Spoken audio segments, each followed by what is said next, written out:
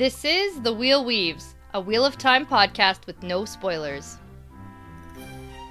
Welcome, listeners. I'm your host, Dani, and I'm the first-time reader going through this 15-book series chapter by chapter. As always, there are no spoilers past the chapter we are covering, and that means it's totally safe for first-time readers. I'm joined by my co-host, Brett, who's a longtime fan of the series, and he's acting as my tour guide on this journey. Before we get into our episode today, we just want to welcome some new patrons to the Wheel Weaves Patreon team. So we want to acknowledge Franks, Randy, and Anthony Wynn, and we really want to thank you for your support and your generosity.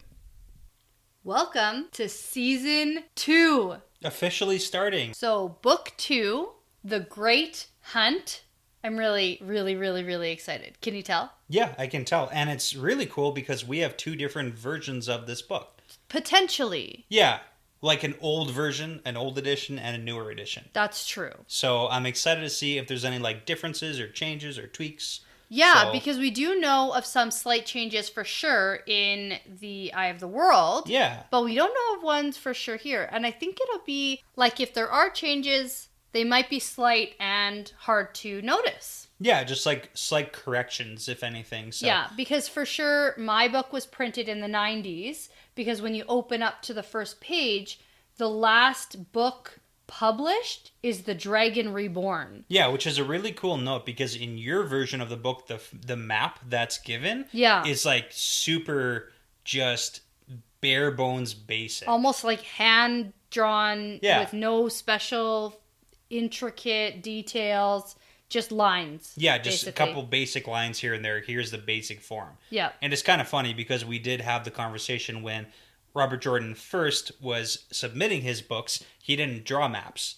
And then Tor said, hey, you got to include maps. So he just whipped a couple up. Yeah, and that's clearly what's in my book. And then by the time your book was released, what book was it up to? So it was up to book 8. Okay, so still an older version. Yeah, still older, Both of these purchased at a thrift store for essentially $2 each or something. Yeah. Which is cool. I like finding things like that, reusing them instead of buying the new. Yeah, so I'm interested to see what happens. It'll be cool. Definitely. And for this new season, we've had a lot of questions regarding whether or not you're going to continue with your fun facts or how your fun facts might morph and change over time because they are going to be harder and harder to find. Yeah, because in the first season, I was kind of freaking out because I had to come up with 45, 50 fun facts. Yes. And that was a little bit of pressure. But now I'm going to be altering it into still fun facts, but not specifically always directly related to the book. Sometimes it's going to be etymology of words where we came up with different mythologies of things in the book. Right, and we alluded to that in last season, where we started talking about where the words Aes Sedai potentially came from and things like that. So of that nature, is that what you mean? Yeah, you're going to have to suffer through fun facts of things I find fun. Cool. So, yeah. Once in a while, can I find a fun fact? No. What? Can we talk about it? Yeah, okay. If you really want to. If I have a really good one? A really good one. Okay. It's got to be good, though. All right. Because I have a lot of medium I'm feeling a little bit jealous that you get all of the fun. This is my thing, though. That is. It's a thing you get. Yeah. Yeah, I guess. I also get glossary definitions. You do get that. Are there new glossary definitions in this book? I guess you'll have to read and find out. Ooh, I bet there are. I bet we find out new things. All right. So, for today's fun fact, I came up with this because I first started reading the older edition and then we switched. Yeah, we did. Because I didn't want to highlight in the older edition. Yeah, we didn't want to ruin it. You had a weird thing about that. I'm going to ruin this book. Yeah. Have you seen my Eye of the World? We're going to ruin all the books. Pretty much destroyed. It is the hardest I've ever read a book. And I have coined the hashtag read hard. Yeah, there because you go. of the abuse my book took. And it's just part of what happens. It's part of it. So I don't think we need to treat them that delicately, but okay. Yeah, but the cool part was in the earlier edition, there's a little about the author segment at the very end of the book. Yeah. And then I wanted to check to see if the newer edition had the same about the author, and it does. Oh. So this was written almost 30 years ago now about Robert Jordan. Very cool. Yeah, and I'm only going to read you a couple of the lines because it goes through where he was born, a little bit about his life and where he went to school and his career. But I'll read the last two sentences because it's quite interesting. So it says, he enjoys the outdoor sports of hunting, fishing, and sailing, and the indoor sports of poker, chess, pool, and pipe collecting. And he has been... The sports of pipe collecting? Yes, the sports. Pipe collecting, I'm sorry, is not a sport. If you do it competitively enough, it's a sport. Collecting is a hobby. I'm sorry. That is not a sport. I think he would beg to differ. But go on. All right. And then the coolest part is he says he has been writing since 1977 and intends to continue until they nail shut his coffin. Whoa. Yeah, and it's just kind of interesting that even this long ago, he knew what he liked to do, and he followed through on what he loved doing. Right to the very end. Pretty remarkable. Yeah. Yeah, but I think we should get right into this because we are going to be covering the prologue of The Great Hunt and Chapter 1. Yeah. In this episode. We are going to try to move through this book a little bit faster. We've given ourselves a timeline of 6 months. So this is us officially on the record, putting it out there. We got to get it done. Yeah, we're going to stick to a timeline and hopefully be able to do a couple of chapters per episode, even if that means a little bit longer of an episode. Yeah. And just to speed up the pace. We have a lot to get through, especially with the TV show coming out, so we got to get ahead of the game. Yeah, that's the goal. The goal for this year is to finish book 3 by the end of this year. Yeah. So to do that, we need to finish this book. So let's get into it. In a timely manner. So The Great Hunt starts out with a prophecy. Yeah, and it's kind of tucked in here. You could miss after a map, before after the chapters, before the map, and before the... You could very easily miss it. It's really tucked away here, because if you just flip to the prologue and start reading, you missed it. Oh, completely. Yeah. So, prophecy states that the Dark One will touch the world again, the dragon will be reborn to face the shadow, the dragon reborn will confront the shadow at the last battle, which I picked up on. Capitalized. Yes, big deal, because when Moiraine was telling Rand about how the shadow isn't completely dead, how the Dark One isn't completely gone, she talked about how the last battle has not been fought, but it was not capitalized. Yes. I still picked it out and found it interesting, but it insinuated that there was to be sort of this final battle. Yeah, and that kind of is the big whole thing about a lot of fantasy series is the light versus dark, the ultimate showdown. Yeah. Right? So kind of. It makes sense that there will eventually be this final meeting kind of thing. But now it's in a prophecy, and this states that there is something titled, a proper noun, The Last Battle, a proper title. Yes, that's true. Yeah. Couple other things, because I don't know how closely you read into the actual words here. No, I didn't. Not at all? I just told you what my points were. Also, It was written in the Third Age. I thought that was true big. Too. So it's kind of interesting because at the beginning of the first book, we got those two prophecy segments. We had a whole discussion about, are they prophecy? Is it history? Is it This one is called Prophecies of the something something. Yeah, the Koreathon cycle. Yeah, that. So we've heard of this from Tom about them being the prophecies of the dragon. Gotcha. And part of that was the dragon has to go to Tyr to do something with the people of the dragon. Oh, with the sword that's not a sword. The sword that isn't a sword in Probably the stone a of frying Tyr. pan. Yeah, it might be a frying pan. Gotcha. Who knows? But there's a couple words here that we see in this prophecy that we've seen before. One of them, it says, he was born before and shall be born again, time without end. And that's a very particular phrasing because we've heard the phrase time without end once before. Do you remember when that was? No. That was when Elias was talking with the Tinkers.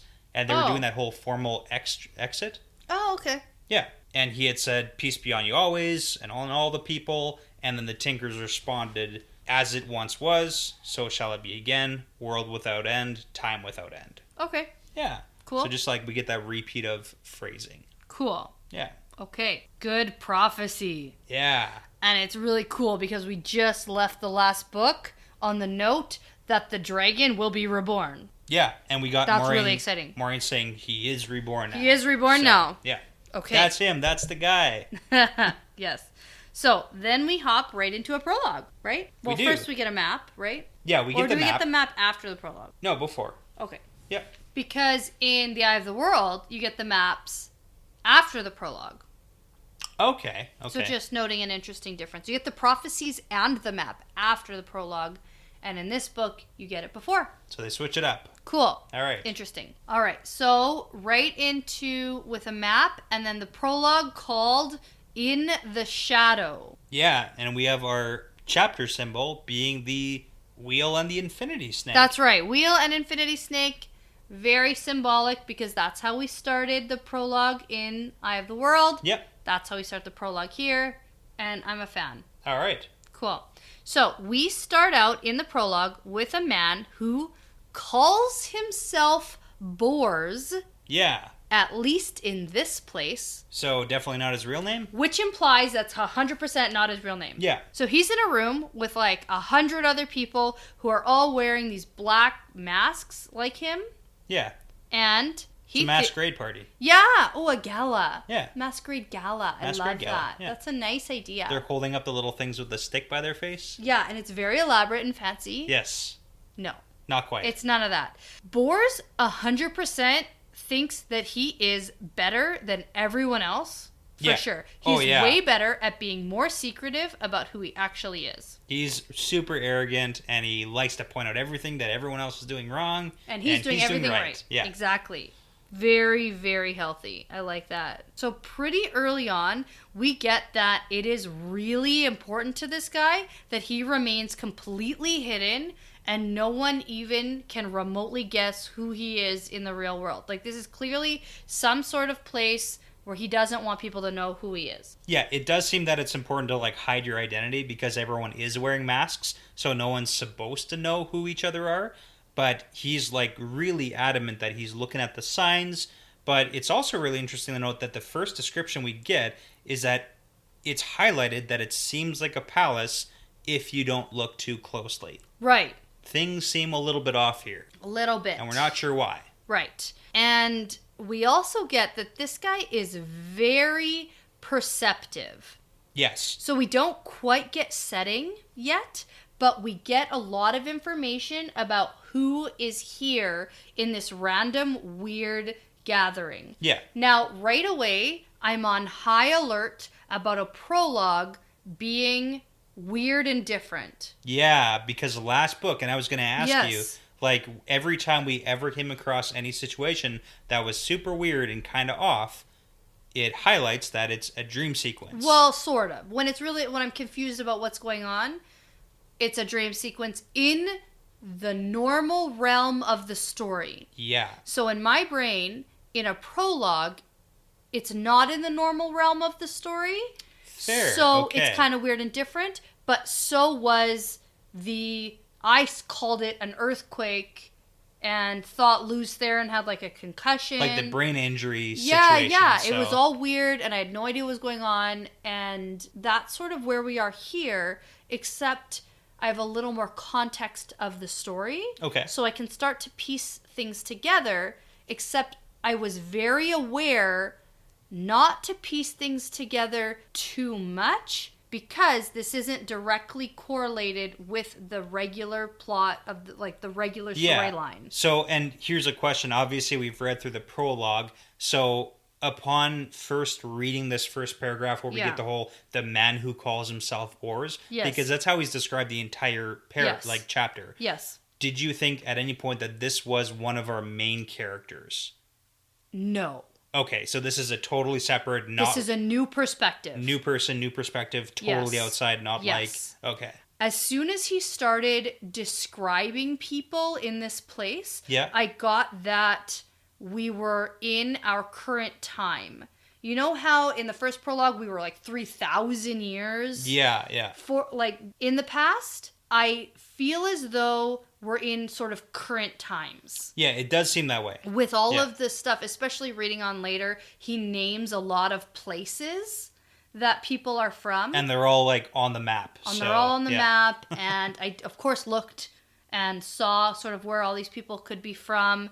But right away, I did start to think that this is some kind of dark friend meeting. Yeah, and we can officially title it. I think everyone will be okay with this. It's the Dark Friends Social. It's what it's called. Should I know what you're talking about? No. Okay. But it's the Dark Friends Social. Sure. Yeah. It's a social gathering. It is a social gathering of Dark Friends. And we get that very clearly. Yeah, we do. But Yeah. I do want to note that right away my mind went to, I bet these are Dark Friends. Yeah, they don't... When everyone's like in masks and hiding their identities and seeming kind of like, Yeah. Yeah, but right away I get that this Boars guy is very perceptive. He's very good at understanding the world. He has a very good understanding of geography and the people who come from different places. So based on how they are dressed or what they are wearing, what their demeanor is like, Yeah. he can tell right away where they're from. He's or clearly what like they are, a who really... they are. Yeah, he's like a good people watcher. Absolutely. And like, I also enjoy people watching, but Yeah. I think in like a less creepy manner. Yeah. Maybe, hopefully. So. Sometimes. Yeah. Yeah. But like, he clearly has done this before, and it's something he finds important and of value. Yeah. So I think that I found this to be a very obvious Dark Friend meeting from the start, because who else would be dressed, number one, all in black? Who else would be hiding their identities? Yeah. Right? I feel like this actually mirrors the KKK. Yeah, like cloaked figures. Because they cloak their identities like in a super creepy, bad people way. Yeah. Like bad, creepy people feel the need to hide their identities because what they're doing is socially super bad. Yeah. Right? Yeah. So that's what it feels like to me. No, it's a good comparison, so. Yeah. So we get pretty early on that there are servants there, like handing out drinks and sort of milling around in servant outfits. Yeah, it's a cocktail party. Yeah. So. But they have blank, empty eyes more dead than death. And people who serve the Dark One could potentially already be dead. So that's where I went with this, is that the servants are sort of like the dead people that the Dark One controls. Oh, wow. Okay, like zombie type? Or... Yeah, well, it's like literally dead people who serve the Dark One. Yeah. Because they have eyes more dead than death. Yeah, he does say that, like, you see right through them and there's nothing there. Zombie servers. Cool. Which is like, really? When you're dead, this is what you do, is you serve drinks? Well, you don't have to pay them very much, right? Like, I bet you have to pay them nothing. I bet they pay you. Oh, that's how the Dark One Okay. works. The Dark One doesn't pay anyone. The Dark One has an MLM scheme Gets you to convert 3 of your friends to get 3 of your friends to be servants for the Dark Friend to serve drinks. And then they all each have to pay $1,000 to the Dark One to join. Nice, yeah. Yes. And at some point you will make money. Maybe. Yeah. Yeah, well, you'll get lots of power eventually. For one sure. time. And immortality. Cool, maybe. Yeah. One day. Yeah. And in your immortality, you will also be serving drinks one day. Oh, good. Shoot, except don't tell them that. Yeah. Oh my. I would say this is the worst MLM ever, but that's probably not true. Oh, ouch. Yeah. That's a sharp jab. Zing. Considering you're in sales. Well, you know. I'd be concerned There's about a all difference. the things you say. Oh, huge difference from Yeah. what you do. But yeah. Sell office supplies. So these descriptions of all of these people in the first couple of pages are probably very important and probably will be very important later. Yeah. And right now, it seems a bit much. It does. It seems boring and annoying, and I skimmed through it and didn't take any notes on it because it annoyed me. So can I point out a couple things then? Sure. Can I take over? Yeah, sure. Make it more interesting for me. How about that? So one thing I do want to point out is that this man who calls himself Bors doesn't seem to value loyalty very strongly. Right. And the reason I say that is because he mentions a few times his current masters and his masters for the moment. So it seems like his loyalty switches. Gotcha. Okay. Yeah, and I mean, like, you're a bad guy, so I get that you're doing a lot of self-interested things. Yeah.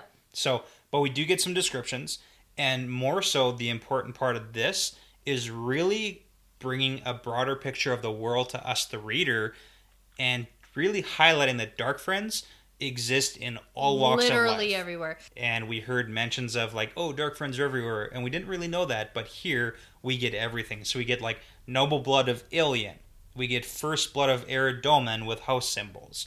We get Shienarn soldiers, which is pretty crazy because we just heard of Agelmar being like freaking out that they had dark friends in Faldara. And he was like mind blown. And there's Shienarns here, or at least one.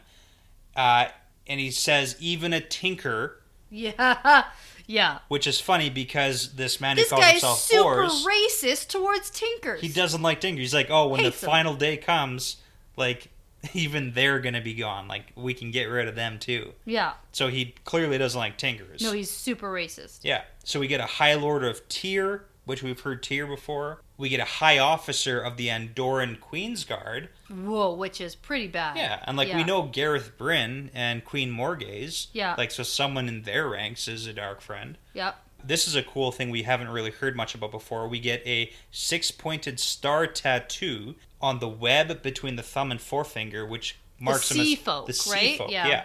And we get them titled later on as a more formal name too.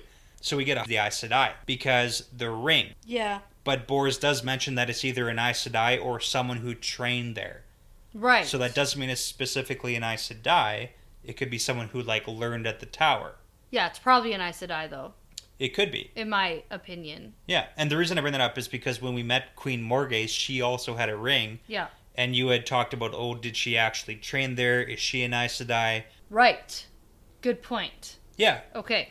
And the cool part, too, is that Bors here talks about how these Aes Sedai are witches. So it's like, even among dark friends, they hate... this guy specifically doesn't like Aes Sedai. Right. And at this point in my notes, I went back when the chapter was over. Yes. And I made an edit that said, this really makes sense now. Makes a ton of sense because that he hates Aes Sedai. You find out he's most likely 100%, probably definitely a Whitecloak. He's a Whitecloak. Yeah. 100%. 100%. Yeah. And I'll confirm that because I'll give you a glossary definition at the end. Cool. Okay. Yeah.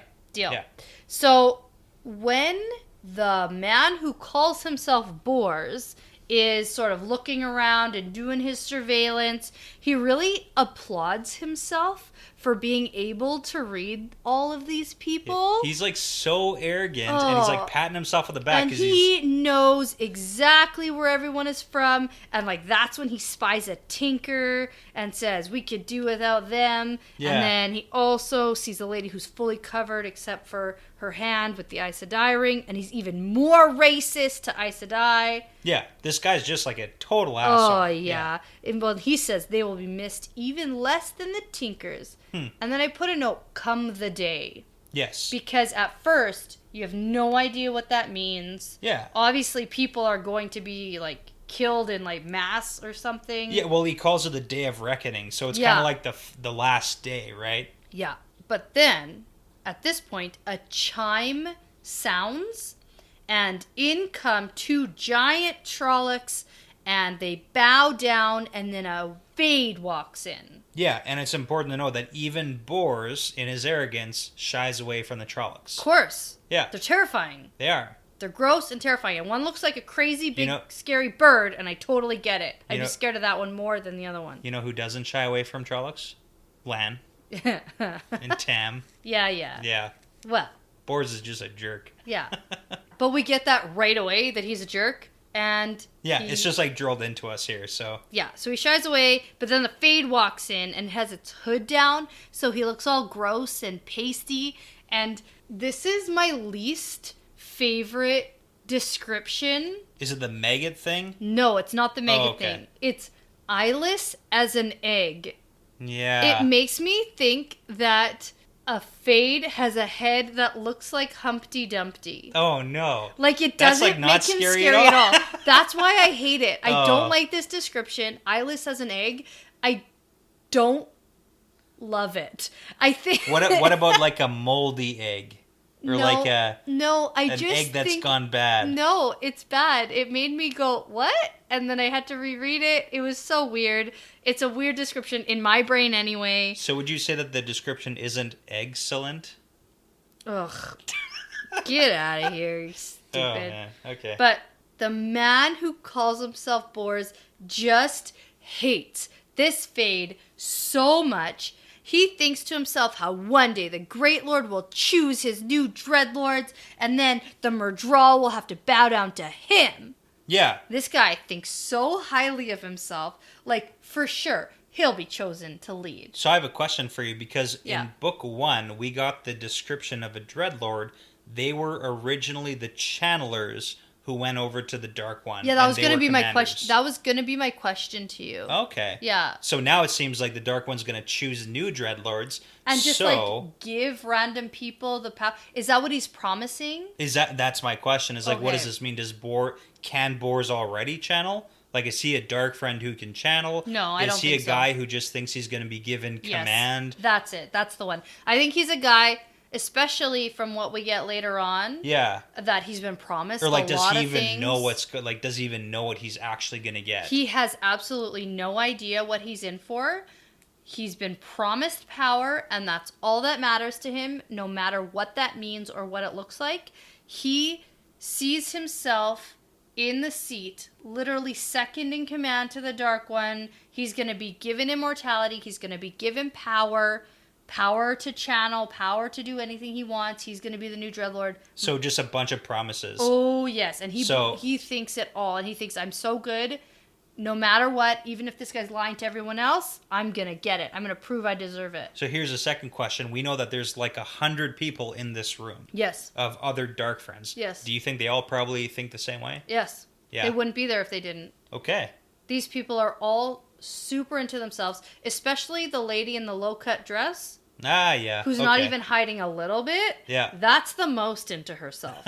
Like, she is more arrogant than Bors is. Wow, all right, yeah. In her own mind, she's like, why are they hiding? If you're proud to be a Dark Friend, shouldn't you just, like, reveal yourself? That's probably what she's thinking. I agree with that, because you have to have, like, a certain level, probably, of narcissism to even be a Dark Friend in the first place. Oh, absolutely. Yeah. 100%. And then, she probably is looking down on everyone who's hidden completely, because if you're proud of who you are and you really want to serve the Dark One, shouldn't you show who you are and your true colors? Why are you hiding? That's what she's thinking. Good point. I like that. Yeah. Okay. She's a better Dark Friend than he is. And he's going to be mad at me for thinking that. I bet. You know what? I bet Boris doesn't even care what you think. I bet he does. I bet he cares what everyone thinks. So, big moment. The Fade speaks and says that their master comes.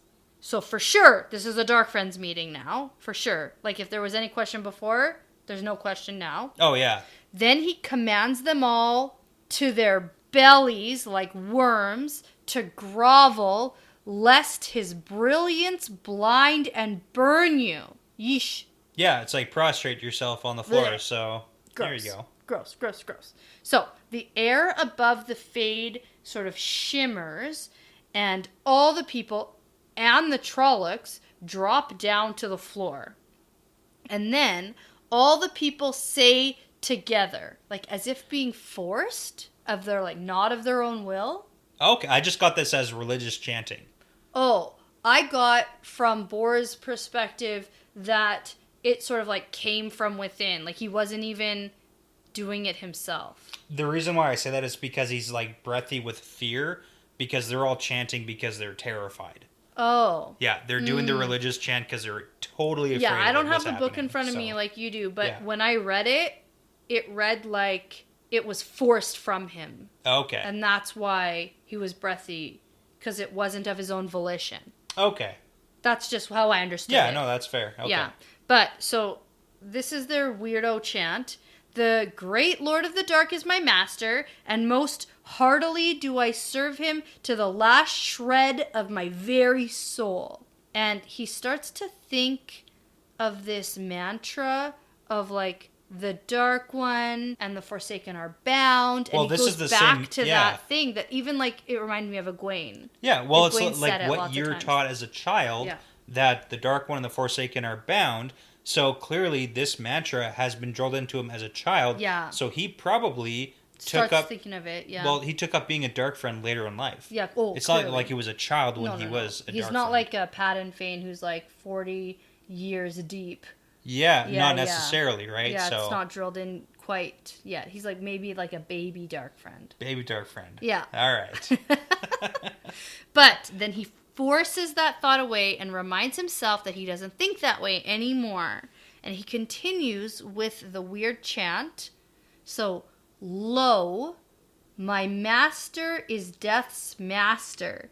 Asking nothing do I serve against the day of his coming, yet do I serve in the sure and certain hope of life everlasting. And that's that promise of immortality. That's right. So.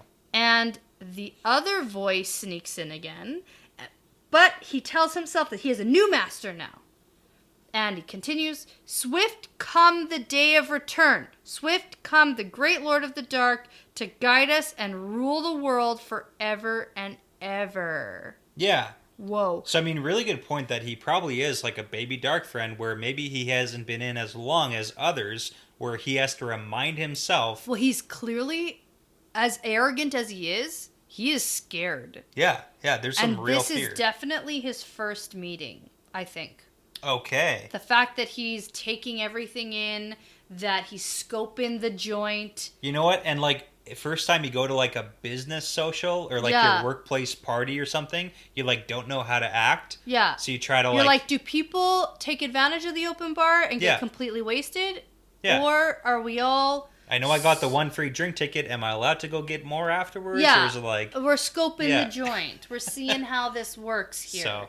And that's totally the feeling I get. That this is for sure his first time. All right. Yeah. I like that. I like that theory. His little dark friend virginity is being taken. Oh, man. Yeah. Which is a big deal. Yeah, by 2 Trollocs and a Fade. Gross. So, I have a question for you. I don't know if you can answer it. This whole Lo, L-O thing, is that a name?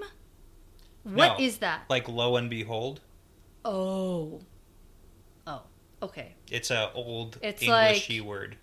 Oh, okay. It's just part of the chat. Yeah. Because it kind of looks like it could be a name, like they're naming. It's not a name, no. Okay. It's part of the religious chant. Okay, I just had to ask because it was kind of weird in there. So, a voice comes from a cloaked man floating above the Fade. And he says, rise, all of you. Yeah, so it says the mellifluous voice took him by surprise.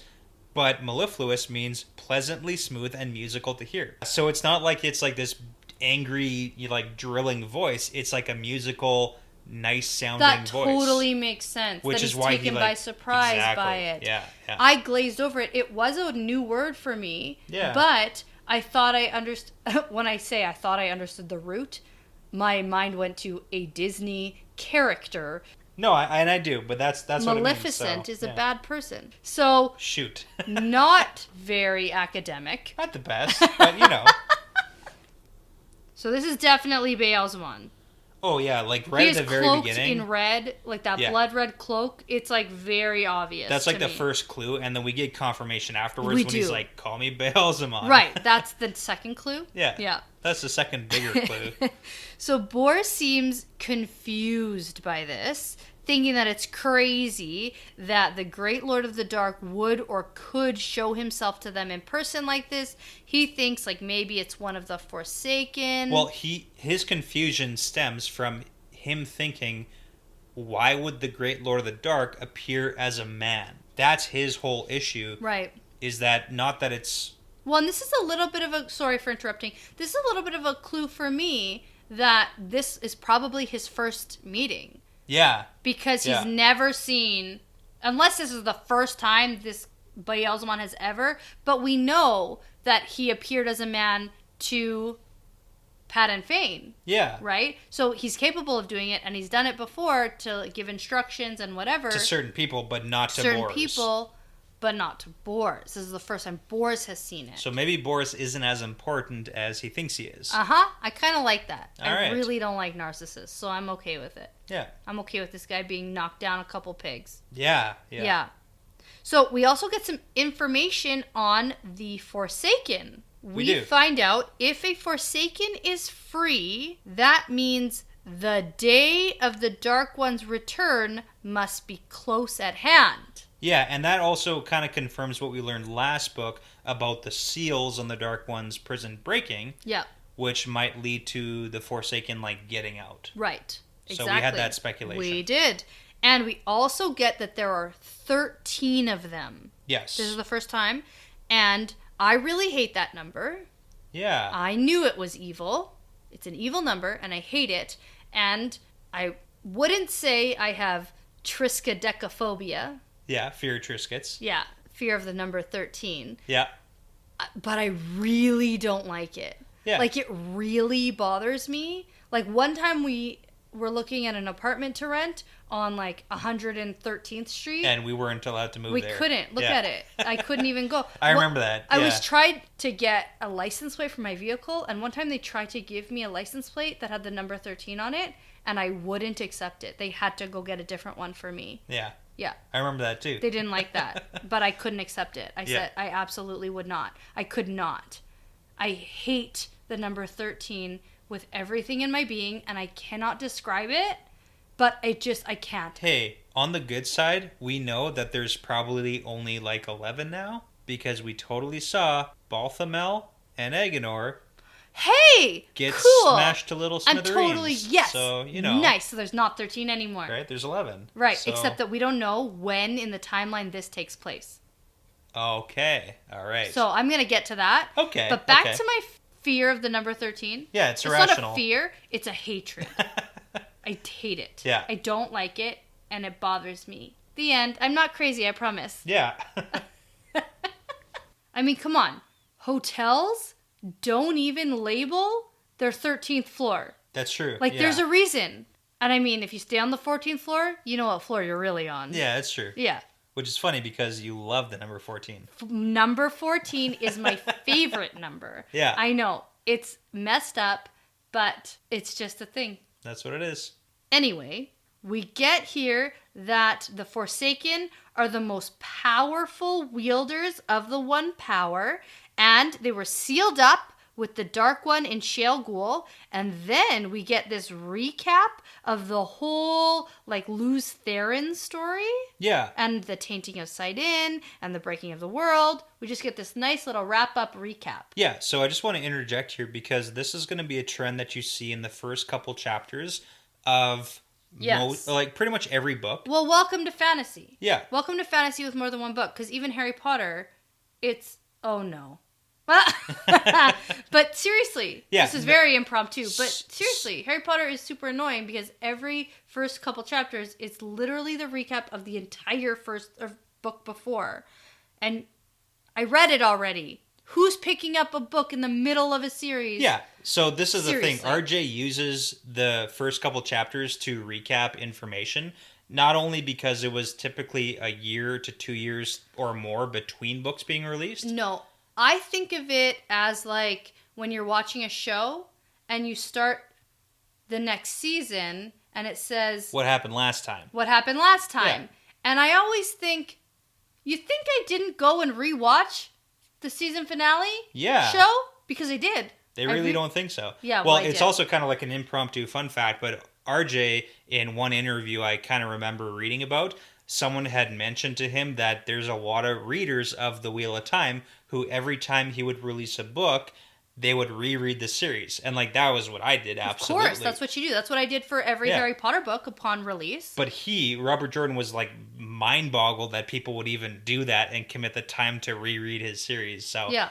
But it's also fun to note that with this recap of information, RJ uses this as a way to solidify events and to give you confirmation that some things are the way you thought they were. Yeah, and I do. I appreciate it. The recap is there, especially if you didn't just come off of the last book. Yeah. Yeah. But just what I'm talking about specifically is like with stuff that you weren't 100% sure about, you'll get recaps in the book to confirm facts. Okay. Yeah. That's fair. I'm going to go get us shots. Yeah, okay. Okay. So, even if this didn't happen by accident, I was going to suggest shots anyway, because we need to cheers to bring in not only the new year, but the new season. Yeah, new season, new book, new everything. I know. It's really exciting, and I don't know if anyone really understands how excited I am about the fact that we really made it here and that we're recording and it's book 2. Like, this is a big deal in my brain. So... Is it like as exciting as when we first started originally? That wasn't exciting for me. Was it stressful? It was exciting for you. I imagine that how I feel right now is how you felt at the beginning of all of this when I was going to read this series and I finally agreed to it. No, that's probably fair. That's a good comparison. Yeah. Okay. So our shot glasses, we went home for the holidays and my dad, who listens to us, decided to buy us some shot glasses because he knows our collection is dwindling. Yeah. And he bought us 2 Winnipeg Jets shot glasses. Yeah, and they're pretty fun. One is a home jersey, one is a away jersey, white and blue, and they are both sitting in 2 hockey gloves, which is holding the shot glass. It's like a shot glass holder hockey glove. It's really cool. And you can take the shot glass out and put other shot glasses in if you want to. Well, you have to do that so you can wash them. You have to be able to take them out. But it's like a teeny little, like, you know those beer cozies? Yeah. Koozies? How do you say them? It depends where you are in the world. But that's what they are, but it's for a shot glass. It's the cutest thing, and I'm super excited because we love the Winnipeg Jets, and they're not doing as well as they have in the past couple of years, but we will cheer for them. Do you have the nonetheless. home? I have the away? Yep. Okay, cheers. Cheers. You can't slam the glass down. You can't put the glass down. Don't make me talk. I know people are wondering, that shot was bubblegum vodka. It was really good. We haven't done that one in a little bit. You okay? Yep. Super good. Pull my notes back up here. And before we move on, I just want to point out Boris has a really strong distaste for Aes Sedai, and we get it drilled in again, which makes a lot of sense at the end of the chapter too. Yeah. Because when he's talking about how all the Aes Sedai went crazy, oh yeah, he says a fitting death for Aes Sedai to his mind, too good for them, and it's like that's a they huge... like went crazy and destroyed the world. Yeah. Before they died, and he thinks that's a just end for them. Yeah, and his only regret is that the women were spared. Yeah, they didn't go crazy and die. Yeah. So, like, we really get that impression that he hates Aes Sedai, yeah. Which, even before we get to the end of the chapter, really hints that this guy might be, like, a Whitecloak. Oh, yeah. So. Totally. I didn't pick that up, if you were wondering. Okay. It didn't. I just didn't register? No, because That's fair. We get a lot of people who think Aes Sedai are Tar Valon witches. We do. So he could have been from anywhere. I actually, in my brain, thought of people from Camelin who wear the wrong color. I can't remember. White? The white, yeah. The white, if you're not with the queen. Because the red supports the queen, which supports Tar Valon. So that's actually where my mind went, was those people who hate the Aes Sedai and think that the queen should separate from the Aes Sedai. Yeah. But, yeah, Whitecloak also makes a lot of sense. Yeah, well, especially reading back, so. Yeah, so Baal-Zaman yells at everyone to stand again, because at first he goes, stand, and no one really does. And then he's like, hey, idiots! Do it! Do what I say! And then, so they all stand, and he gestures with horribly burned hands. Yeah, raw flesh. And I just think, okay, so is this after Rand got to him? Is this note of him, like, still being alive after this attack? Or does he always just have this appearance? Well, here's the thing. In the previous streams, we never got that description of him having, like, raw, cracked flesh. No, but we got that from Howell Goad. Howell Goad, when he was, like, brought back, was sort of, like, burning and but we didn't know if that was from the lightning. Yeah. Or we had speculation was Howell Goad already dead in that dream sequence. Because that was the last time in Four Kings, in that chapter, in that dream sequence. Yeah. It was after Four Kings. It was after that chapter. When Rand saw Howell Goad sitting there, he was brought back to life. To me, we never really got confirmation of this. So this is all my speculation still.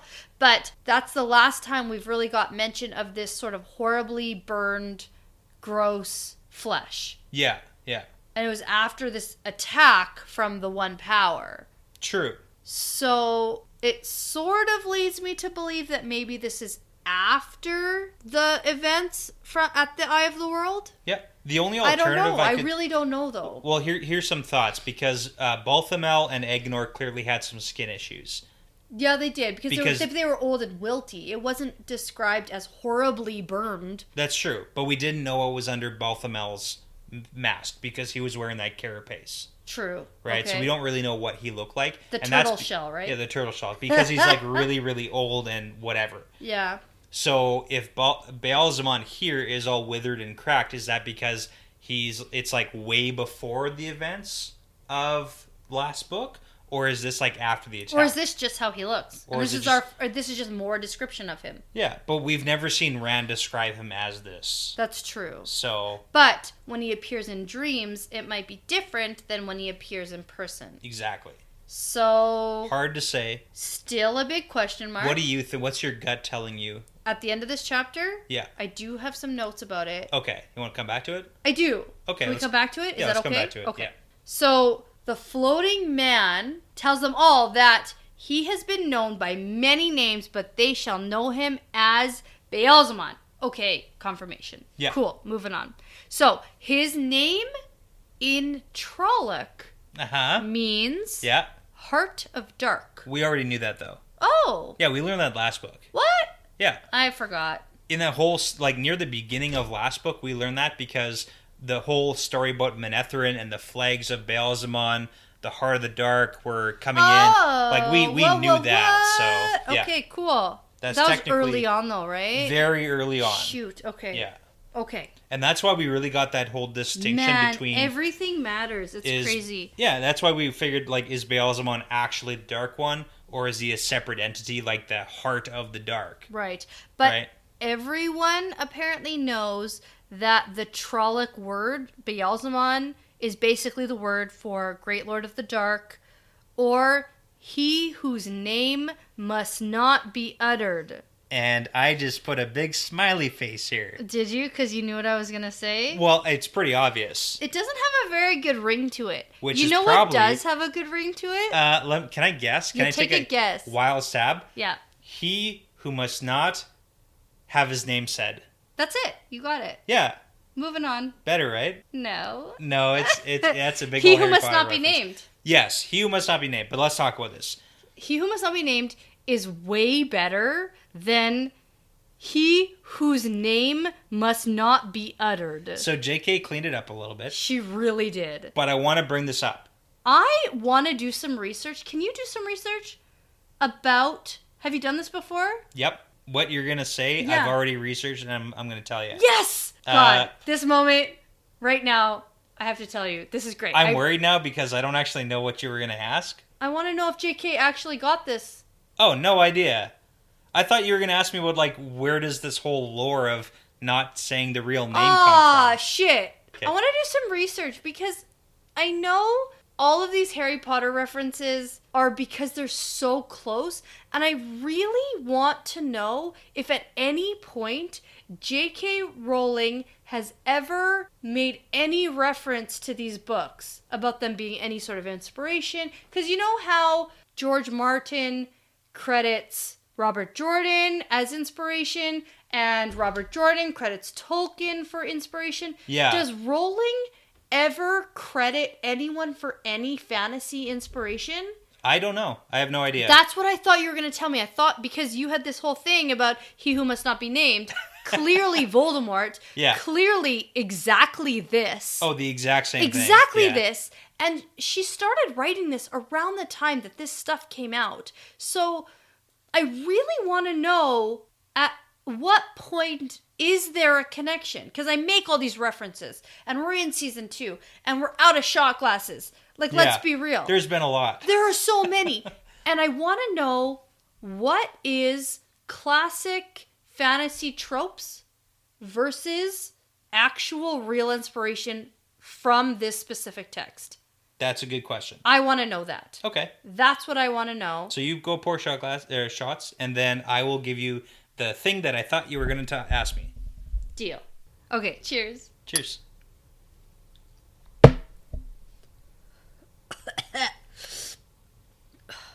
Okay?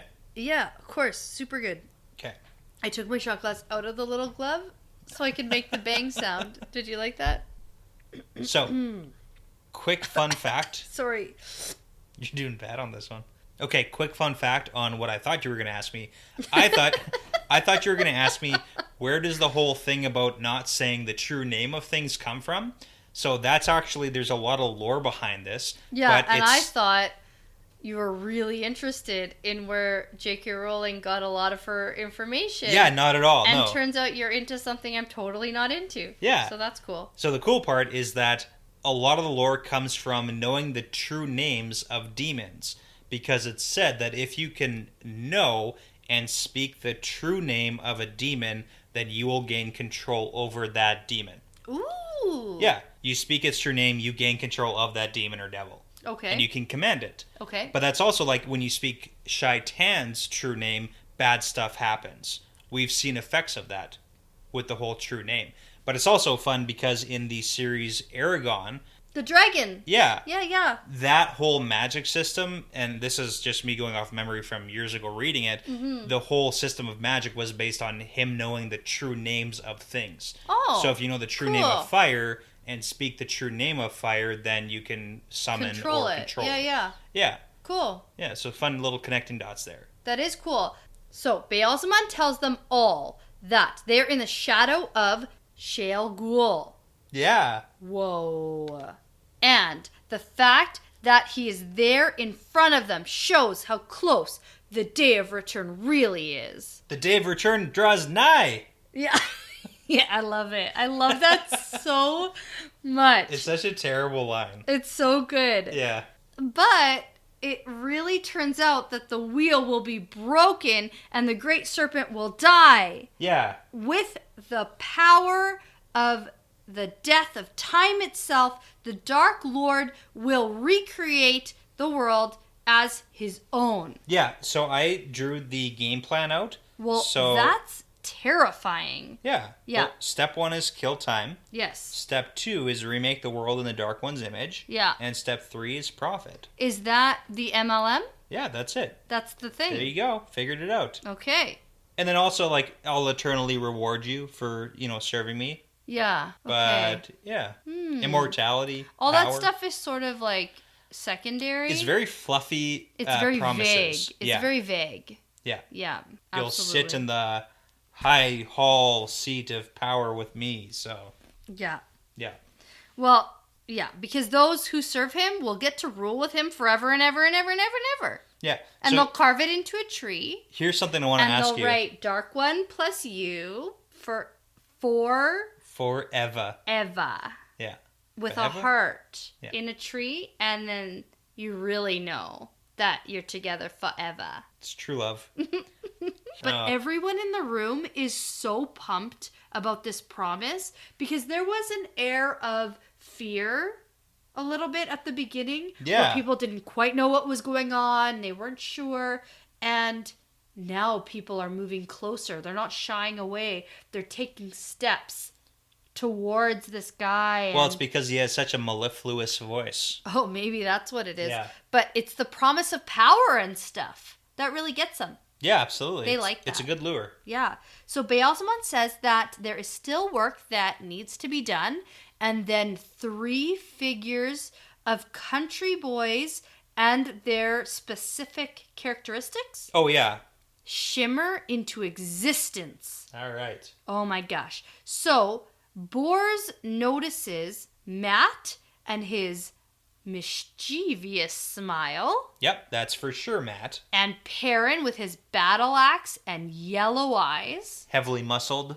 And Rand, a tall fellow with blue-gray eyes and a heron-marked sword. And it's really important to note that Bors seems the most surprised by the heron-marked sword. Oh, yeah. Like, this That's is the thing. The yellow eyes and the heron-marked sword are the biggest deals to him. Yeah. Yeah. And, like, the yellow eyes are secondary to the sword. He's like, yellow eyes, but farmer with a heron-marked sword? Yeah, it's what? a big deal. Yeah. Yeah. But Baalzamon says that there is now one who walks the world, one who was and will be, but is not yet, the dragon. Yeah, what does it mean? Woo, woo, woo. What does it mean? Oh Go. my god. Yeah. Oh my god. Break it down here. He's been reborn. Oh, all of that He stuff. walks the world, but he's not yet the dragon. That to me specifically means he hasn't figured out his powers yet. And I have a note later on in the timeline I actually think that this is before the events of at the Eye of the World. Okay. I think I see your eyes moving so I think I might be wrong, but I'm going to go, it doesn't matter what you say. I'm going to go with what I think. Sure. And I think this meeting happens around the time that Baalzamon knows like sort of these characteristics of these guys. Yeah. But doesn't quite know how to catch them. And then when Matt and Rand start encountering all those dark friends super randomly, I think it's like right around that time. Interesting. In the Eye of the World. I think we're going back in time. So this is not in fact after Rand destroys Baalzamon in the dream sequence. I don't think so. Okay. I don't. I'm more... Your face drives me crazy. That smile. Stop smiling. I'll explain why I'm smiling. I'm smiling because I just felt a whole new level of pressure when you looked at my eyes moving and shifting. Yeah. And you're like, I'm looking at your eyes, and now I don't think that I'm right. So that just added a whole new level of, I gotta be more careful about what I give and don't give away. I guess so. Oh my God. If anyone isn't sure how hard this is to be me, it's not easy. Yeah. Okay. I'll stop looking at your eyes. I think that this is when all those dark friends start coming up to them, especially that guy in that weirdo village, and he doesn't even really know why he's approaching them and doesn't even want to approach Matt and Rand. So here's a question then. Yeah. In this Dark Friends social, we got the identification of a bunch of different people. Yeah. Do you think that then the unnamed lady and Pater, they're all here at this Dark Friend meeting? Or a similar one around the same time. Okay, but we also know that in a couple of sentences here, a couple paragraphs, Bors gets instructions of his own and is told to go and tell your followers. Yes. So maybe Pater and the unnamed woman, they're followers of someone who was at this meeting? It doesn't matter. Okay. What matters is the timeline. Okay. And what matters is when this meeting is happening. Cool. And I think it's happening after Shatter Logoth. I think it's happening after, obviously with the yellow eyes, after Perrin has discovered his wolf thing. But we don't exactly know the timeline around Four Kings and where Perrin was. True. But we do know that in Four Kings, they were found by a dark friend who was specifically looking for them. Yeah. We also know that the dagger drew Howlglow to them, so that was like a help. But I'm thinking that this was just another thing of the Dark One because of the dreams and all of the things that happened. Well, it's also considering Baalzamon trying to identify which boy is which. Right. And this really does seem like he knows which boy is which.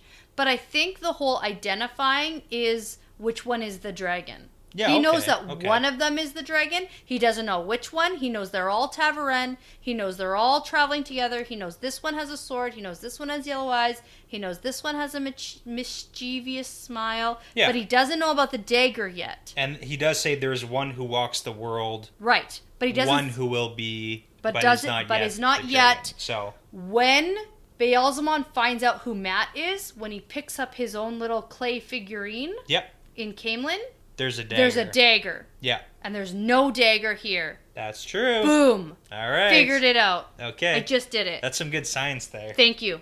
I logicked it out. Logic is now a verb. It is. I did it. It always has been and always will be. Thank you. Time without end. I figured it out. Okay. So, everyone's like, holy shit, should we kill the dragon for you, Dark One? And Baalzamon says, perhaps, but perhaps not. He will serve me in this age or another. But Baalzamon is slightly too nonchalant for this Bors. Oh, very much so. Because Bors picks up on this, and he says... What are you talking about? I don't have until another age. Yeah. What do I care about that age? I'm in this age. I got at best 50 years. Exactly. Based on current health circumstances. Yeah, but he sort of puts that out of his mind. He does. So Baalzamon continues on about how the dragon will serve him one way or another, alive or dead, better alive, and he tells the group that they must know these men and they mean to bend the pattern that Baal-Zamon wants to weave. Yeah, and we do kind of know that Baal-Zamon's plan is to take over. We've heard this all before. Yeah, but I think a really important note to add to your point about the timeline for this is Baal-Zamon's nonchalance about, do we kill him or do we not? Yeah. He's like, maybe not. We'll see what happens.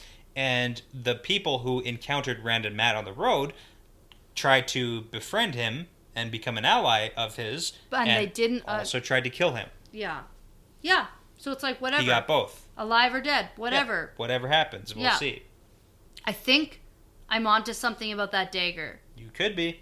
I think I am. There's a second really important point, too, because Baal-Zamon says this is one of many points where he may be turned to the dark side. Okay.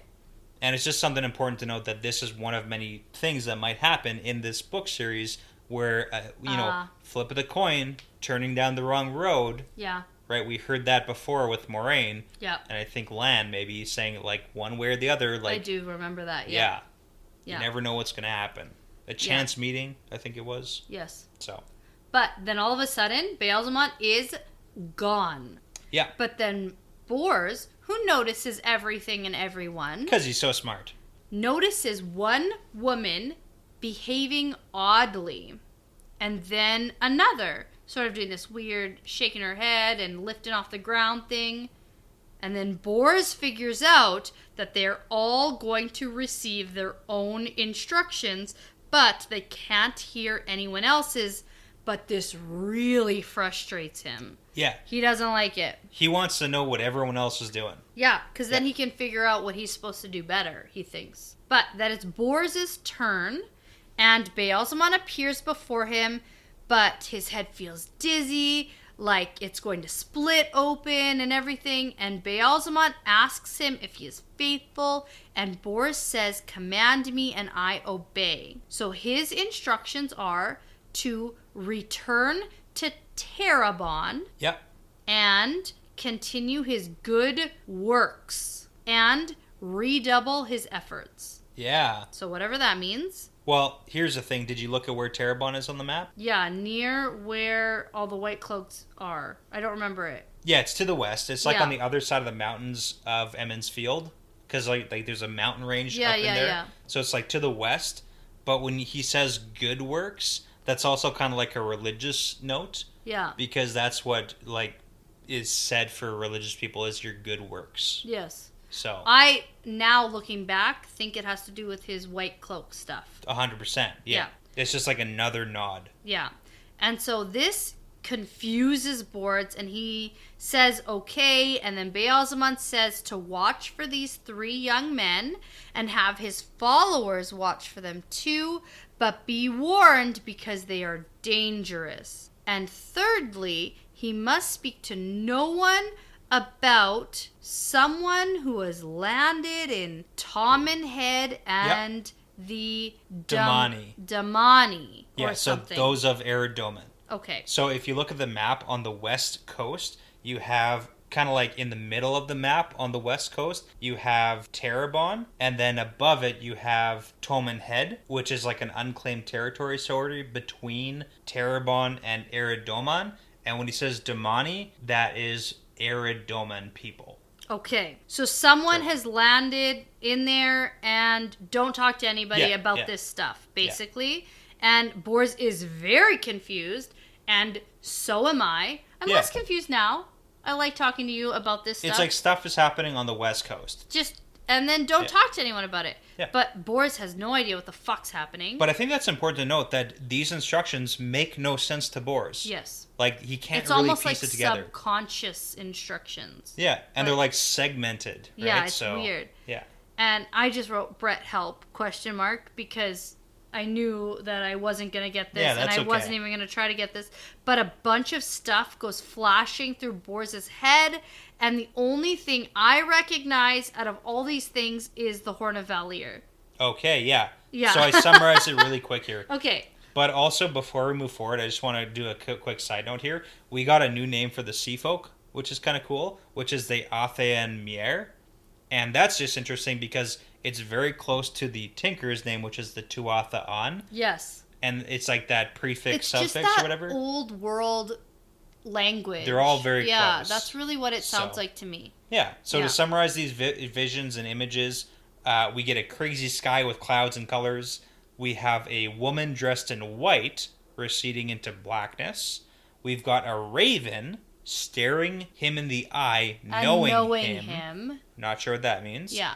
We've got an armored man in a helmet shaped like some monstrous poisonous insect. We have the horn, which is curled and golden. That's Horn of Valor. Horn of Valor, that's pretty clear. I got that one. +1 piercing note. So maybe you do blow into the horn, not shove it up your butt. Yeah. Who knows? We have a wolf leaping from the shadows to tear at his throat. And we know Perrin has some connection with wolves, which is neat. And then the last one is the skies rain fire, the moon and stars fall, rivers run with blood, the dead walked, and the earth split open and fountained molten rock. But the interesting part is it does seem like they're images and visions, and it's kind of like Min viewings, right? It is. That's what I thought of. Yeah, symbols, and you see stuff. So. Yeah, and then we get Baalzamon that says some commands are too important to be known even by those who carry it. So this is the cool part. Think, how is that helpful? Have you ever seen like a spy movie where you have like the sleeper cells? No. Where it's like a person, it's a spy who is a sleeper cell where they're activated when a code word is said, and then all of a sudden they become like a crazy assassin. You're right. I have seen that movie, and it's called Zoolander. There you go. That's the movie I was referring to. Good, I'm glad. Yeah. That's the only thing I can think of. But like sleeper cells is totally a thing. And kill the Malaysian Prime Minister! Ah! Yeah. Yeah. Micronesia? Yeah. Yeah. Yes. So, it's a great Ben Stiller. It's so good. So anyways, but that's kind of like the thing. It's like sleeper cell where we're going to implant you with images and you're going to do something when you're activated. Yeah, that's literally Zoolander. I love that so much. The entire premise of the movie. I bet there's other better spy movies. Nope. Just Zoolander. There's no better spy movie. Than Zoolander. Yeah. Yeah. Okay. Yeah. Baalzamon is now gone from Borz's head, but this is the point that I think this might be taking place sometime during the Eye of the World events. Like, maybe when all those dark friends started seeking Matt and Rand out. Gotcha. And everywhere they turned, there was a dark friend who recognized them and were trying to get them. And they were like always one step ahead. Yes. They were like just behind. There were just like dark friends everywhere. And then there was a Fade even looking for them. And then that's right before they got to Caemlyn. Right in between Four Kings and Caemlyn. That's when I think in my brain I can pinpoint this meeting. Okay. Yeah, I'm okay with that. Yeah. Okay. So Bors is even more confused, and he can't even remember anything he was told, and he studies these three boys who are still hanging there in front of everyone. And before he is ushered off by a servant who, like, appears to take him to his chambers, he studies them. Yeah. He really takes them in. Cool nicknames. Yep. So. The blacksmith, the trickster, and the swordsman. Yeah, that's exactly right. There you go. I didn't write it down. I just thought I could remember. Yeah, but again, this is like really highlighting Bors is trying his best to get more information than he's supposed to. Yes. And it's just kind of like adding to this whole level of I'm better than you. Yeah. So he goes to his chambers, whatever. As Bors changes his clothes, he wonders if power and promised immortality would really be worth another meeting like this one. Yep. But then he laughs to himself, and then he thinks, for this much power, I would praise the great Lord of the Dark under the dome of truth. Yeah, and we thought, haven't what's heard this? that. Yeah. Is this a Whitecloak thing? It sounds like a Whitecloak thing. It sounds like a Whitecloak thing because... of Whitecloaks. It's probably a Whitecloak thing. Right. Because he's probably a Whitecloak. Right. Because then, at this point, he puts on his white cloak embroidered with a golden sun, and it has this red shepherd's crook as a symbol of his office in the world of men. So... Whitecloak. It's time... for glossary definitions with Brett. That's right. Yeah. So... cool. I'm glad we're carrying it over. New glossary definitions. The questioners. Oh, but I know what the questioners are. We got that in Eye of the World. Yeah, but we have an updated glossary definition. Oh. Yeah. Fancy. Okay, go. So, the questioners are an order within the Children of the Light. Their avowed purposes are to discover the truth in disputations and to uncover dark friends. In the search for truth and the light, their normal method of inquiry is by torture. Their normal attitude, that they know the truth already and must only make their victim confess to it. The questioners refer to themselves as the hand of the light, the hand that digs out truth, and at times act as if they were entirely separate from the children and the council of the anointed, which commands the children. The head of the questioners is the High Inquisitor, who sits on the council of the anointed, and their sign is the blood-red shepherd's crook. Oh, okay. Because I did have a question about what this meant on this guy's cloak. Yeah. Because we got with Child Buyer, maybe? Yeah. Had, like, gold stars under the sun? Yeah, so he had gold stars. It wasn't a shepherd's crook. That was just more like a signal that he was a captain. Yeah, but it sounds to me like they use different symbols to signal their rank or who they are within the Children of the Light. Exactly. Yeah, so okay. with Bors, we can identify that he's not only a Whitecloak, but he's a questioner. So he's the one who's designated to root out and torture dark friends. Yeah, that's the worst. As a dark friend. That's so funny. I actually kind of like that. Yeah. So it's like a corrupt dark friend. Is he actually going to root out dark friends? Yeah. No, probably not. He's not. He's not going to do it. Yeah. He's going to like do the fake torture the wrong people for his own reasons. And his own pleasure, probably, Yeah. in a weirdo kind of way. Well, this prologue ends with a note about how there is work to be done in Terrebonne and on Almuth Plain. Yeah, because we got all of his instructions. Yes. Well, we didn't get it. He got them. He got the instructions. We got a tidbit, so... Yeah. And it's important to note that he, too, is confused by his instructions. Yes. So... Yeah, Zoolander, again. Yeah, No, exactly. I do. I Sleeper really cell. like that reference. That's good. So that's the end of the prologue, which is really cool. I like this prologue a lot. Yeah, it's Dark Friend interesting. Social. So Yeah, it's interesting for sure. Yeah, it's nice that we really get to see the world open up a little bit, so we get more involved in the dark side perspective, too. Yeah. Which is pretty cool. Mm-hmm. Okay, and before we go on to Chapter 1 here, we have a new producer-level patron. Okay. And included in their benefits is to ask a question or have a comment that we talk about in our regular episodes. Nice, okay. So, Moltude wants to know, and I think this is a question specifically directed at you. Okay. Because I can't really answer this. So, are there any online resources that you really like that help you track characters and events in a non-spoilery way? Yeah, so that's really hard for me to answer because when I was reading these books for the first time, it was only up to like when they were released. So everything was non-spoilers up to the last book that was released. Right. So there was no additional information. I do remember that, and I think I've mentioned this before, I used to go and surf dragonmount.com. It's still an active site from what I know. Yes. And it was like the OG website for everything that was Wheel of Time. Yeah. And I would go there and surf the articles and the discussion boards, and I would download the MP3 files, like the audio of people talking about Wheel of Time, and I would listen to that in my daily life too. Oh, cool. The original podcast. Yeah. You might say. But not podcast, but podcasts. Yes. So I would use Dragonmount, and then, I mean, nowadays it's a little bit harder too, so I use WattWiki, but I don't think that's spoiler free. That's just a wiki fandom, right? Yeah, okay. And I think it's library.tarvalon.net. Awesome resource too, but again, not spoiler free. I just don't know how they would actually make that happen. Right. No, I don't think that that's possible.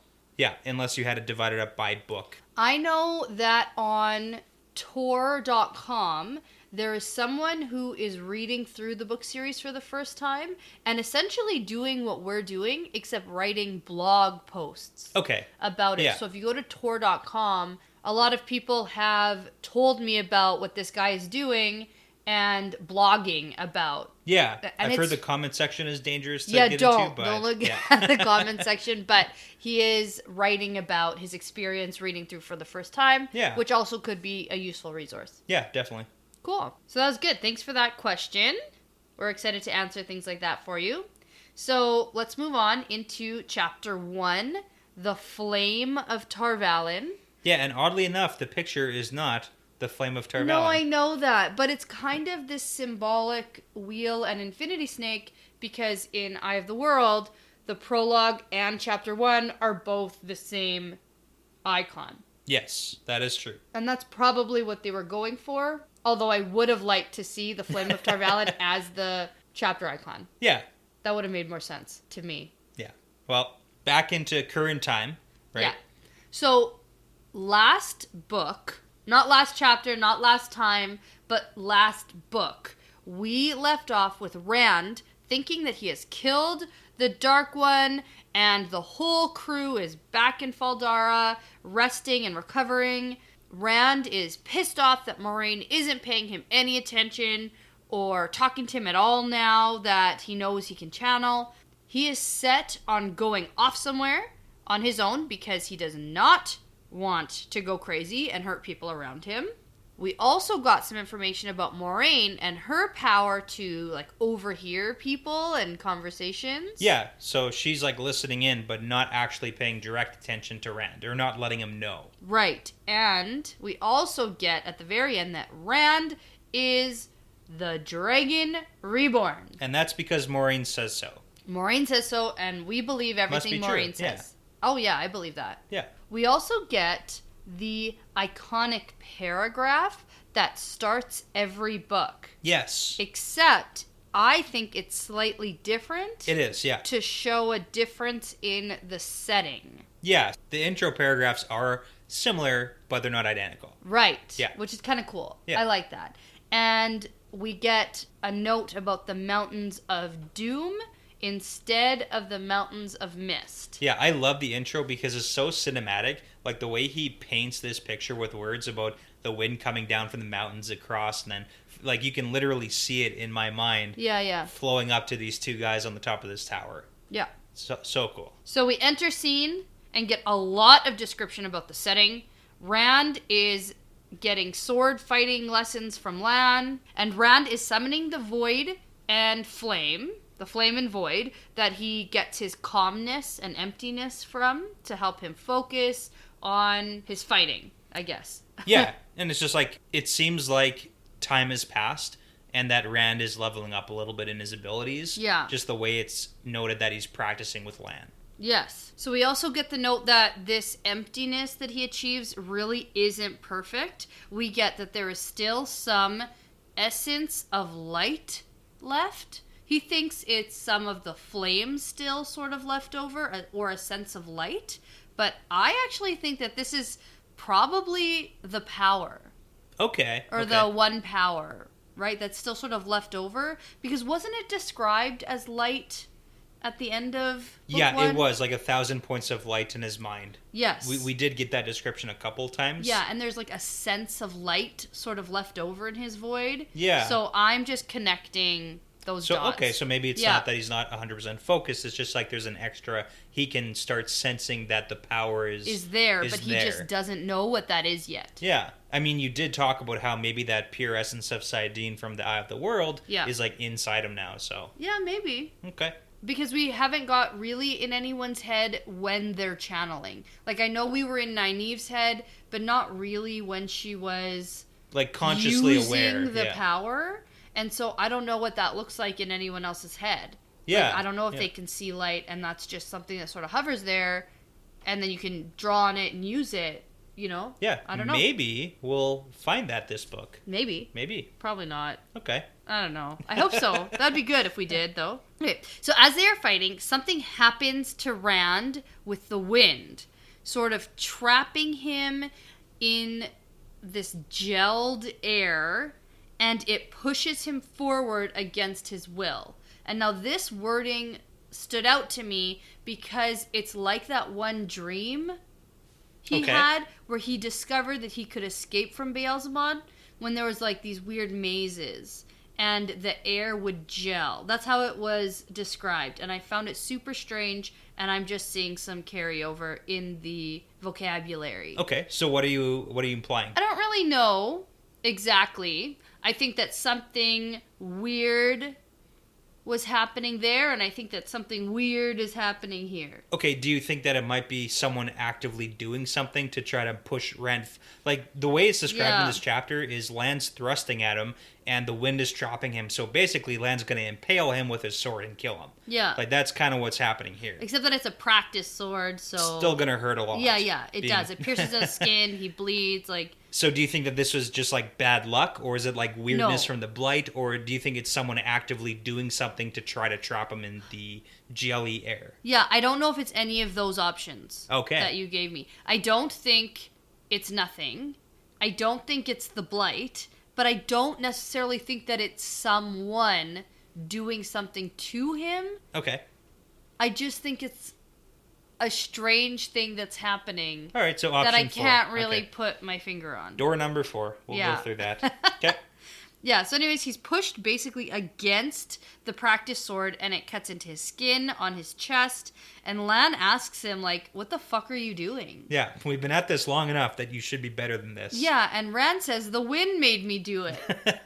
You know, and good on Lan for not, like, totally not believing him. Yeah. And that's why I asked, is it something with the blight? I think that Lan does believe him, but he totally makes something up about being this close to the blight, because he hesitates, and he knows that Rand can channel. He knows that strange things are going to happen to him. I think Lan probably has an idea what's happening, but he doesn't want to either scare Rand or tell Rand what it is, because he hesitates and then goes, yeah, weird things happen this close to the blight. Some crazy stuff, dude. Yeah, it's messed up. And Rand's like, no, man, that's not it at all. But it's really odd for Lan to even have a hint of being troubled. Yeah, it doesn't happen very often. Yeah, but we get it here. So that makes me think that Lan knows a little bit about what's actually happening. Okay, and just not saying it. So. Yeah. So Lan then abruptly changes the subject and asks Rand when he plans on leaving. Turns out it's been a month since he said he was going. And then we get this call to Rand's heron-marked sword, and we get a huge recap about how it came from Tam and how important it is. Cue the daddy issues that Rand struggles with. Yeah, but I think the time frame's important too, because the entirety of the Eye of the World we talked about this probably about like around 2 months. Yes. And we just jumped a month and a half almost. Yeah. So that's a huge amount of time for Rand to be practicing probably every single day with Lan. Yes. With sword fighting and whatever else he's doing, so... Yeah, but apparently Rand has actually made Lan aware of what's going on, because Lan says something about if a man raises a child, that child is his. So Lan is aware of the fact that Rand is struggling with hearing about how he was found on the side of a mountain, and his dad and his mom could never have a baby, so they just picked this one up. Yeah. And he's essentially adopted. That's how adoption works. Yeah. So. And so, but it sounds like Lan is aware of that now and can say, don't worry about it, man. It's okay. He's still your dad. Yeah, and likely Lan was aware of this since Emmons Field when they found this one really odd-looking kid. Oh, yeah. That's clearly not Tam's child. Yes. Yeah, so... But I think that Rand has probably taken this time that he's spending with Lan, and he's probably shared some stuff with him. Yeah, and unfortunately, it doesn't sound like Rand is moving past this at all. No, because this really doesn't cheer Rand up. No, he's not getting anywhere. He's not making any progress with his emotions. No, he's not.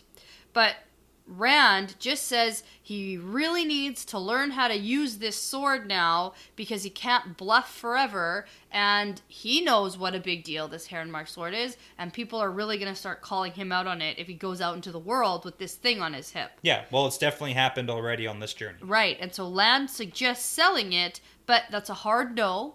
Yeah, I think Lan knows that it's going to be a hard no, but he has to say it anyways. Yeah, so then we get a recap of where Lan is from and why his sword is important. Yeah, and like we talked about last chapter, RJ likes to do this to like recap information for you, the reader. And it's not just RJ. This is definitely something that happens in multiple book series. Yeah. They recap what happened in case you forgot. So I think the only real new piece of information that we get about Lan and his sword in this whole recap is that some say that Lan is going out for revenge, and some say he's going out basically just to die. Yeah, we heard that mantra from Egelmar. It's like you gotta seek vengeance for what you can't avenge or whatever it is, so... Yeah, but Rand thinks that Lan would never truly seek death while Moraine lives. Yeah. Which is important that Rand is starting to pick up on these nuances. Yeah, especially about the relationship. So maybe that's like that warder Aes Sedai bond somewhere there. So definitely. But now it's actually story time about this heron-marked sword. Yeah, because apparently, like, swords made with the one power are super rare, and ones with herons on them are even more so. Yes. So Lan gives us a little story about how the one power was used as a weapon, it was used to make weapons, and then there were some weapons that were made that used the one power. Just like we heard that machines use the one power, there were weapons that used the one power too. So the one power was used in all different forms for the War of the Shadow. And Lan talks about there were things that could destroy entire cities, lay waste to basically everything. And then he tells about the Power Forge weapons, like the ones that don't lose their keen edge, so you don't have to sharpen it, it just remains sharp. And we got that introduction for Tam's sword right at the beginning when Rand was hacking up that wagon to drag Tam. Yeah. And he thought, wow, this sword's still sharp. And then, like... No time for that now. Computer's starting up. Yeah. Yep. And these stories about these weapons that are super powerful kind of evolve over time into, like, magical weapons. And we can remember that Tom had that special set of knives. Even Lan's sword, when it met the blade of the Thakandar steel... Yeah, there was, like, blue light. It was, like, blue light was sent off. Yeah, so. And that was the Power Forged versus the Thakandar blades. Yes. So definitely something special about these. But we do get a really important note here, too, from Lan, that he says they're also a lot more rare because there will never be any more weapons made, because the Aes Sedai, as an entire faction, swore to never make weapons for one man to kill another ever again. Right. So, like, whatever's left from the war, that's it. Yep. They're not making anything else. And he does note that even the Reds agree to this, and they don't much care for men, so... That's true, they don't. But, to be fair, these weapons could also be used to kill women, and they wouldn't like that. Yeah, exactly. That's probably why they agreed. Probably. Yeah. Probably.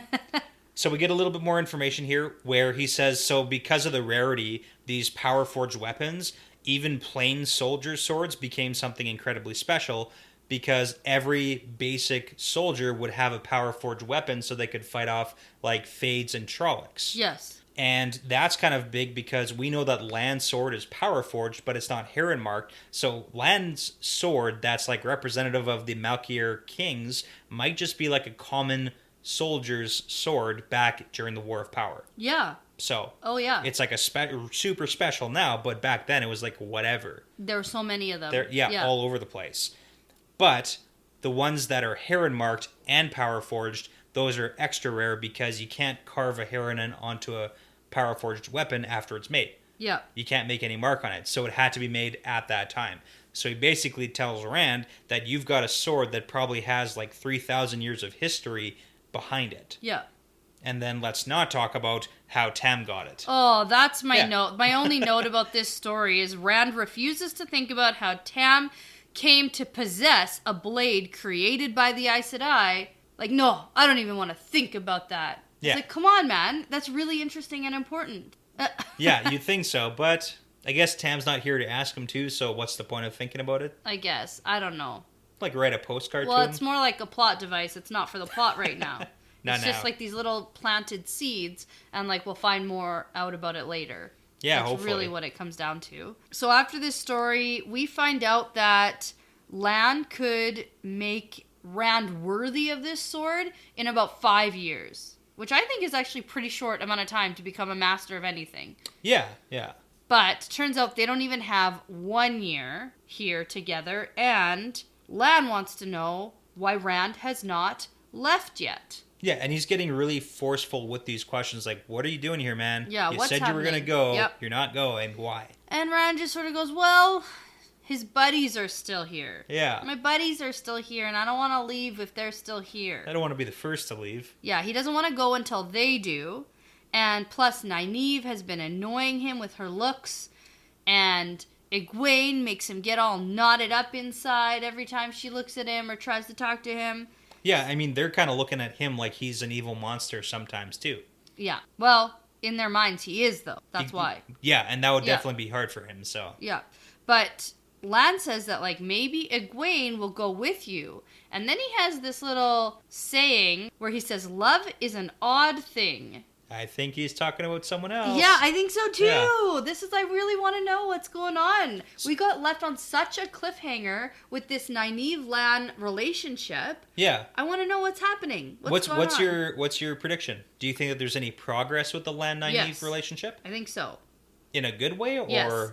Okay? Yeah, I think they're going to get together.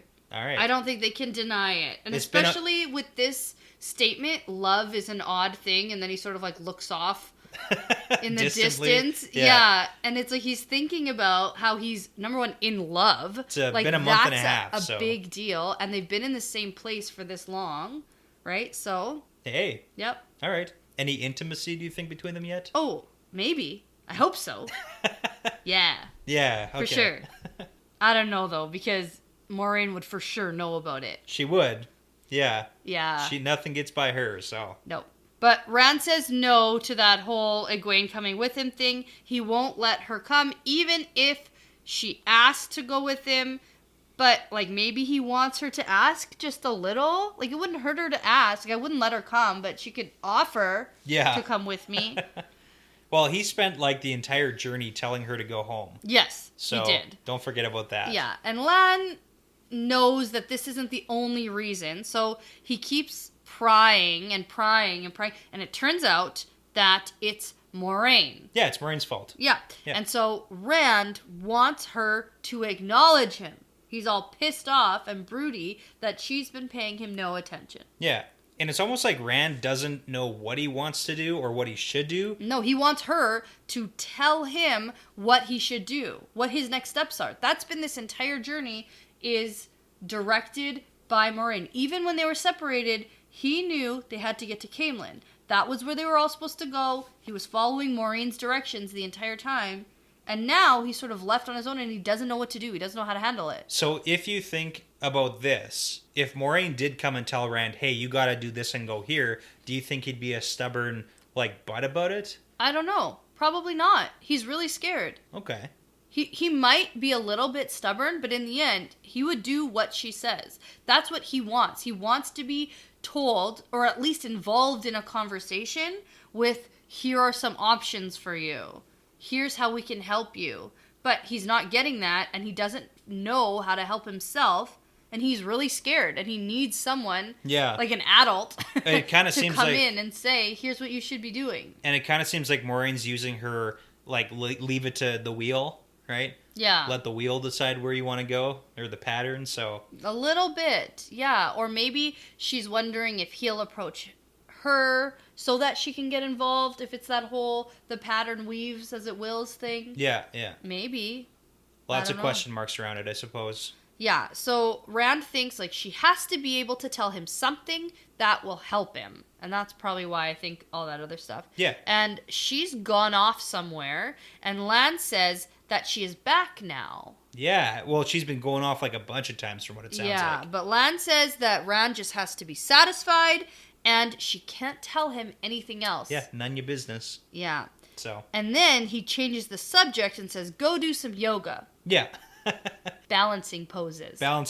Which sound a lot like yoga. Yeah, so it's really cool because in RJ's writing style, you'll find here, he creates these forms and names them very much like yoga, so that you as the reader, you don't have to suffer through like terrible descriptions of how he's bending and moving. Yeah, it's that's fair.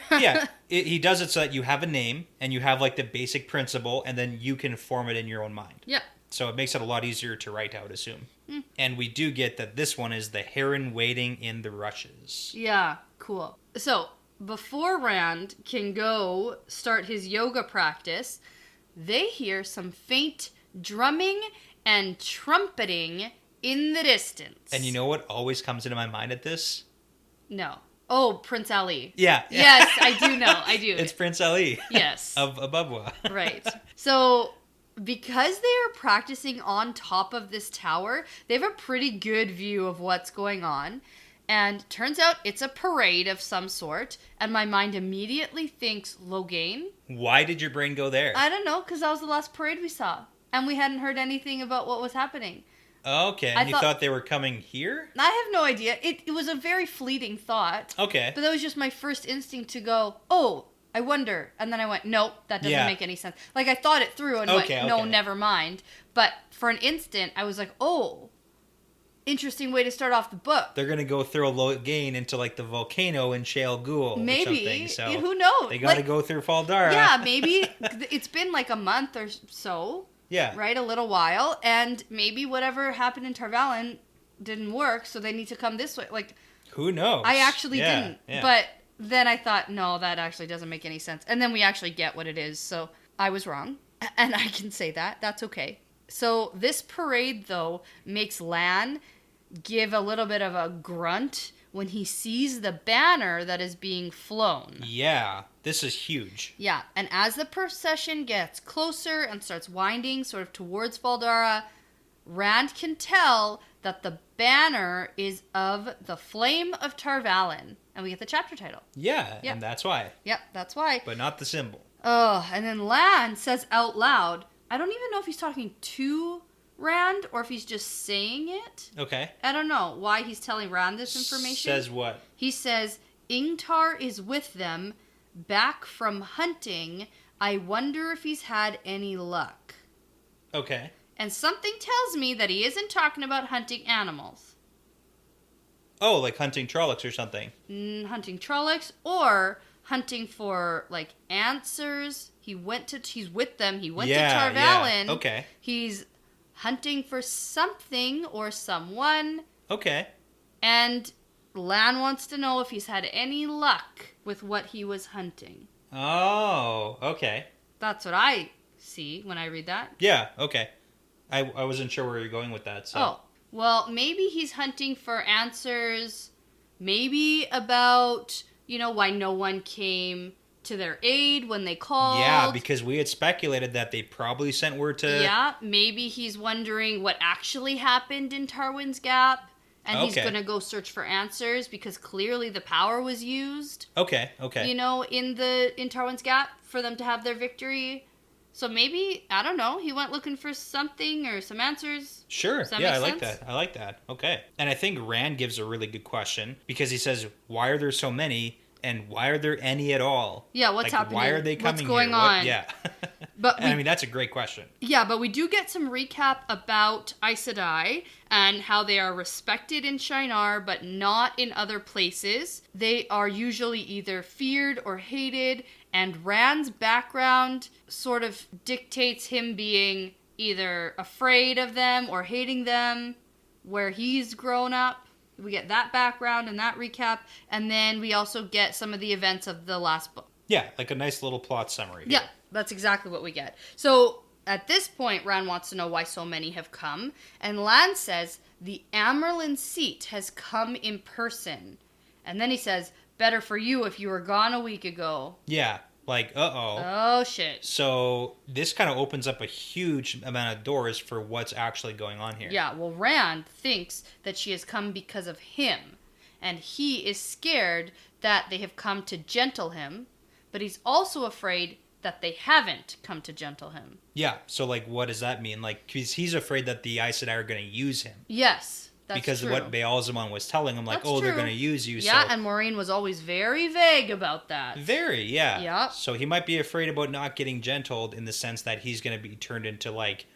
See, I read it as he's scared that he possesses the ability to use the one power, and he doesn't want to use it anymore. Okay, so maybe he wants to be gentled. Like, he's scared because but they're not going to. Yeah. Okay. Maybe it's scary because gentling is scary, and he doesn't want to be it. But then when he thinks, like, well, if it means not touching power anymore, then yeah, gentle me. Yeah. Kind of thing. Maybe. Okay. I don't know. I think that's wrong completely, but I'm just throwing things out there. Yeah. Yeah. But I mean, I think a lot of things are going through his head, but... Well, he whispers, I didn't mean to channel the power. It was an accident. I don't want anything to do with it, and I'll never touch it again. I swear it. Yeah. So... And then he starts to run. So he's basically trying to get out of here. He takes off. He thinks it'll mean his grave if he stays here. So he heads down the ladder and runs away. And I mean, it's a little bit too late at this point because they're like already, getting here. They're here, man. Yeah, they're here. Like, where are you going to go? Yeah. But it's also interesting because we know that Moraine's been gone a bunch of times. She's been like taken off. So it kind of opens the door of, did Moraine send for the Amaryllis seat? Has she told the Aes Sedai that, Rand is who he is? They could be coming for a totally different reason. Yeah, I think it has to do with the stuff that happened in Tarwin's Gap and the stuff that maybe happened in the Blight. And but we also maybe know not specifically about Rand. Like, we do know that there's a really super magical Horn of Valir that's within Faldara that could be seen as way more important than, like, anybody else. Yeah, maybe that's it. I actually do... that's true, too. Yeah, because they found the banner, the seal that's broken, and they found the horn. Yeah. So, like, all really important stuff, and we do know that Moraine had told Agelmar, like, get a group together because we got to bring this horn to Ilion. Yep. And maybe the Aes Sedai are here for this. So Rand could just be freaking out over, like, Moraine maybe didn't say anything about Rand. Yeah. Like, we have no idea. No, I get the feeling that it's not about Rand at all. Rand has a way of thinking everything is about him, and sometimes it's not. Yeah, that's very true. So, I don't think, in my prediction time right now, I don't think they're here because of Rand. So does that mean that Moraine did not tell them at all about Rand or I the don't events? think so. You think she kept that on the down low? I think it's important that they know about the mighty blow to the Dark One. Okay. But I don't know. It depends how close she is with this Amaryllis seat and stuff. Because I don't know the dynamics between all the Aes Sedai and stuff yet. Yeah, absolutely. So, it's hard. It's hard for me at this point. The only thing I can definitely say is I feel it's not about Rand right now. And he just is freaking out. Yeah. Okay. Yeah. But this is the end of this chapter. And the only other note I really have about this, I compared this first opening chapter to the Eye of the World's opening chapter. Okay. And we open with Rand and a father figure. Yeah, with Lan being like the new father figure. Yes. Okay. Yeah. Very cool. I just thought that was an interesting comparison. So do you think that Lan's kind of taking Rand under his wing as a father? Absolutely, he is. Yeah. Not as a father, but like as a figure. Yes. A mentor, we'll call him. Yeah, so. and as a son almost. Okay. Yeah. That's a cool dynamic. Thanks. Yeah, it is. Well, he's teaching him now. Yeah. Right? He's taking what Tam taught him, and he's moving forward with his training. Yeah. Very cool. Yeah. Okay. It's symbolic. Symbolism, deep stuff. Pretty deep. So moving forward, I know the next chapter is called The Welcome. Yes. So I think pretty soon we're going to get an idea of what's going on. Yeah, it sounds like that. Yeah. Like so the procession is here, so it's very interesting dynamics right now. Yeah, and next episode, the goal is 2 chapters. Yeah, they're both pretty short, and so I'm looking forward to it, and that means I get to read faster. That's true. It's really cool, so I'm really excited for that, and I'm going to get to it tonight. Cool. So let's wrap it up for now. Yeah, so this is part of the pattern now. Part of the pattern.